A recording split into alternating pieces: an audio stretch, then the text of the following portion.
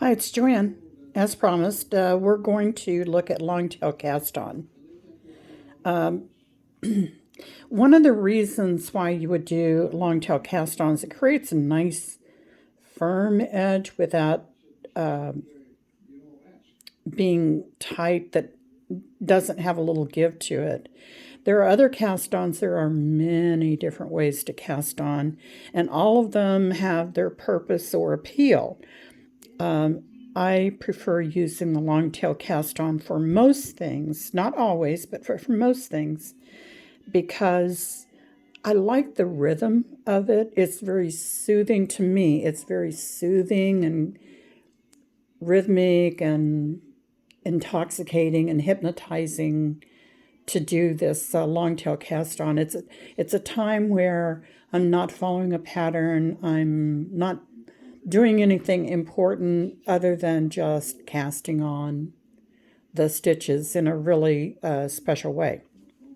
So having said that, one of the things we have to figure out is how much yarn do we need to use for longtail cast on? Because once you've picked the place that you're going to start your cast on, there's no way to add more yarn. So the question always is, how do I figure out how much yarn? Where do I make the loop? Because if I make the loop here and start the cast on, I only have this much yarn left to cast on. This determines how long your cast on will be. So if I was making the hat pattern that I'm getting ready to start that calls for 132 stitches to be cast on, then this certainly wouldn't do the trick. Well, if I just pull out a random really long amount of yarn, I might either be wasting a lot of yarn that isn't used, or I might get down to 129 stitches and run out. Now you've cast on 129 stitches, so I imagine there's going to be some screaming involved if that happens. I know it happens in my house. Oh, ran out of yarn. So a good way to do is kind of do a measurement ahead of time. So you always leave about a 6-inch tail, about this much of a tail, and then you start your measurement. So what I have right now is the needle that I'm going to be using. It's a size 4. And so we're just going to wrap 1, 2, 3, 4, 5, getting this? 6, 7, 8, 9, 10. You can go ahead and do 20 if you want. Doesn't matter to me how you end up doing it. So 1, 2, 3, 4, 5, 6, 7, 8, 9, 10. So what we have right here are 20 stitches, and we're going to put 132 stitches cast on. So we know that from here to here is 20 stitches. So if we fold that in half,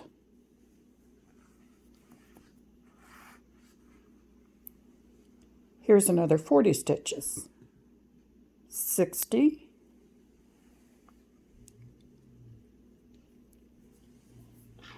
80, 100, 120, and probably a little bit more than we need.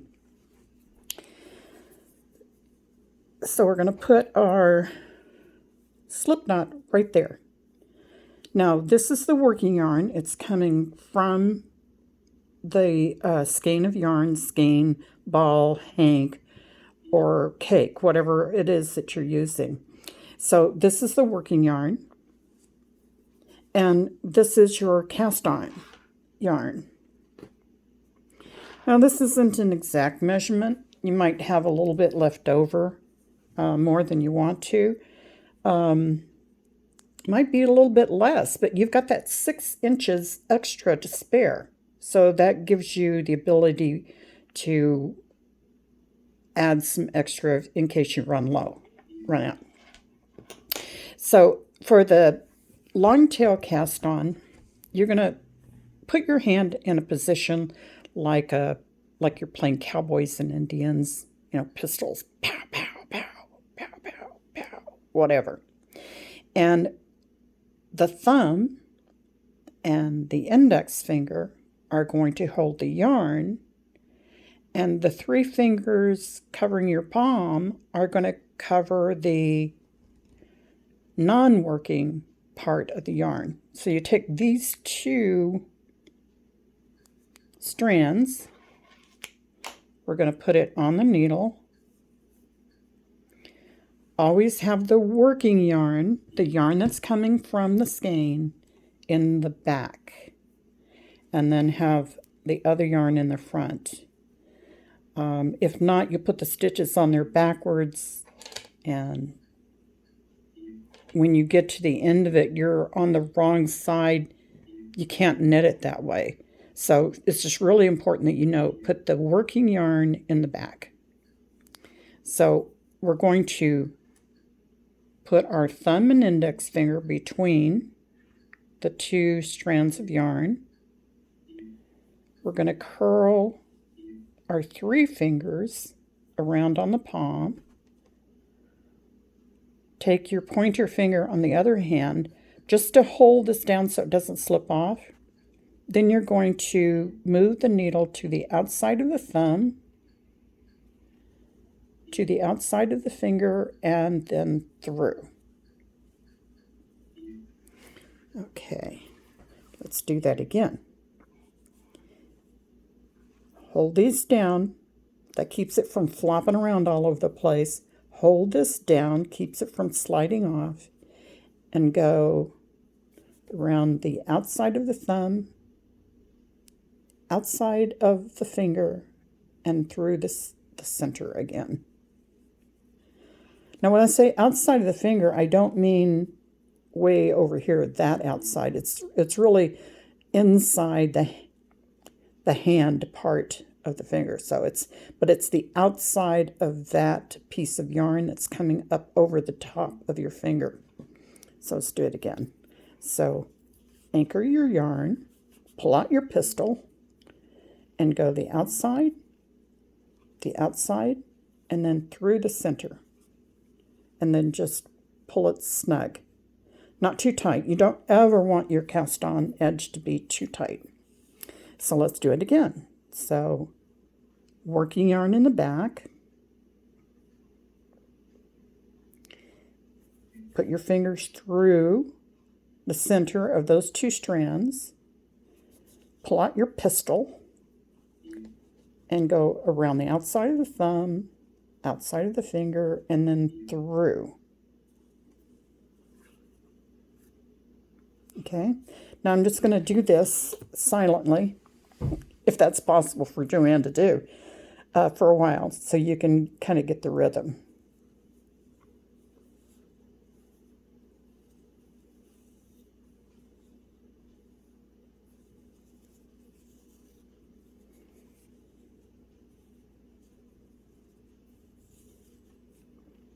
I think I split the yarn on that one.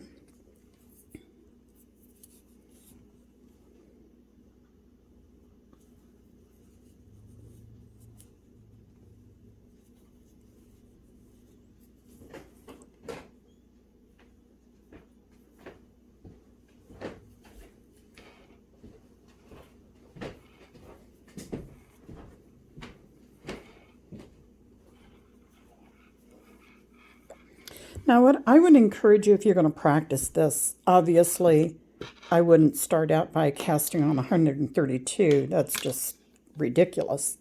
unless you're starting a project that costs that. But let's just do like 10 stitches. So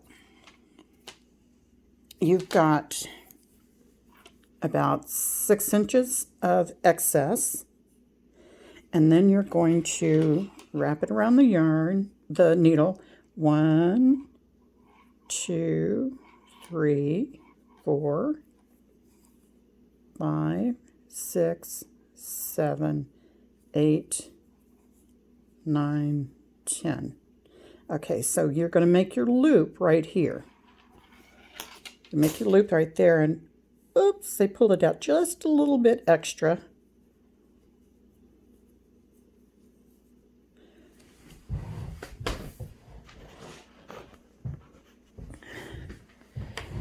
Sorry, I dropped my needle. Okay, so let's cast on 10. See how close we are. Working yarn on the outside. Snug up that loop a little bit. Put your finger and thumb. Curl your fingers over it and pull out your pistol. Now this is stitch number 2 because the loop is stitch number 1. So when you're counting, always do that. Otherwise you're going to end up one extra stitch and you're not going to be able to figure out why. So that's 2, 3, 4, 5, 6, 7, 8, 9, and 10. And look, there's the initial tail on it that we held back for extra. And, you can weave this in later, obviously. So that's how to do the long tail cast on. So here's another trick while I've got it on there. Let's say you're getting ready to knit. Where's your working yarn? Your working yarn is here. And this is the yarn that you're going to later have to weave in. But if we knit both of those strands at the same time for the first several stitches,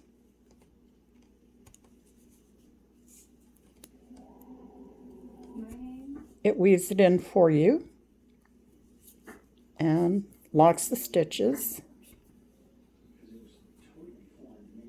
Oh, how about one more?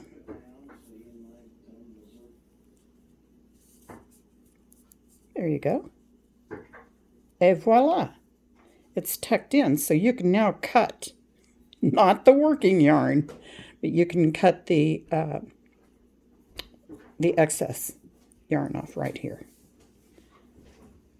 And then go on with the project without having to worry about coming back and weaving in the ends. So, hope this was helpful. Bye.